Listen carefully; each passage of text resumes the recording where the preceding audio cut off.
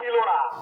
আপনারা সকলেই জানেন গত 2 দিন আগে আমরা শহীদ মিনারে অবস্থান নিয়ে আমরা যে দফাগুলো দিয়েছিলাম 2 দিনের আলটিমেটাম দিয়েছিলাম।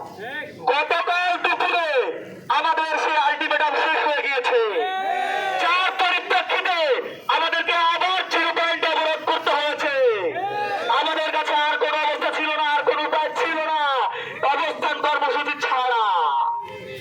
আমরা চাই ক্লাসরুমে ফিরে যেতে, আমরা চাই পরীক্ষায় অংশগ্রহণ করতে, আমরা চাই দ্রুততম সময়ের মধ্যে গ্রাজুয়েশন কমপ্লিট করতে।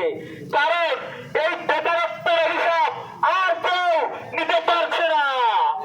কারণ চট্টগ্রাম বিশ্ববিদ্যালয়ের অধিকাংশ শিক্ষার্থী খেটে খাওয়া পরিবার থেকে এসেছে, যারা জানে সংগ্রাম কি, যারা দেখে এসেছে জীবন সংগ্রাম কাকে বলে। প্রতিটি পরিবার তাদের মুখোমুখি হয়ে আছে। এই সময়টা আমাদের জাতীয় জীবনের জন্য খুবই গুরুত্বপূর্ণ, এবং এই জাতীয় জীবনের জন্য গুরুত্বপূর্ণ সময়কে আমরা হেলাফেলা করে কাটিয়ে দিতে পারি না। আমরা ডক্টর মোহাম্মদ ইউনূসের কাছে আশা রেখেছিলাম এবং আমরা এখনো আশাবাদী, যেহেতু তাকে আমরা ভরসা করে ইন্টারিম গভর্নমেন্টের প্রদান করেছি, এবং তিনি যেহেতু চট্টগ্রাম বিশ্ববিদ্যালয়ের সাবেক একজন শিক্ষক ছিলেন এবং তার মাইক্রো ক্রেডিট ঋণ যেটা এই চোপড়া গ্রাম থেকে শুরু হয়েছিল, তিনি এই এলাকা সম্পর্কে, পরিবেশ সম্পর্কে, রাজনীতি সম্পর্কে সম্পূর্ণরূপে ওয়াকিবহল। আমরা তার উপর ভরসা করেই ভিসিকে, যেই ফ্যাসিস্টের ভিসি ছিল, ফ্যাসিস্টের দোসর ছিল, বিভিন্ন সময়ে যে ছাত্রলীগকে প্রণোদনা দিয়েছে, ছাত্রলীগকে উৎসাহ দিয়েছে, আপনারা সকলেই জানেন।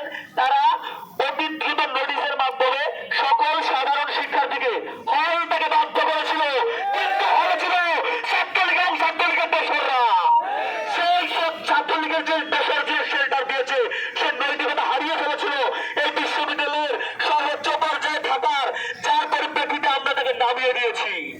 আমরা তৎকালীন কণ্ঠে সাধারণ শিক্ষার্থীদের পক্ষে ঘোষণা দিতে চাই, যদি কোনো আওয়ামী ফ্যাসিস্টের দোসর, যদি কোনো দলগাড়া ব্যক্তি, যদি কোনো স্বজনপ্রীতি করে এমন ব্যক্তি, যদি অযোগ্য অধর্ম দলগাড়া আবারও এই বিশ্ববিদ্যালয়ের ভিসিতে আসতে চায়, আমরা চট্টগ্রাম বিশ্ববিদ্যালয়ের সাধারণ শিক্ষার্থীরা কখনোই মেনে নিব না। আমরা এখন এখানে উপনীত হয়েছি, আমরা ক্লাসরুমে ফিরে যেতে চাই, আমরা পরীক্ষায় বসতে চাই। তার মানে এই না আপনি দলগাড়া কাউকে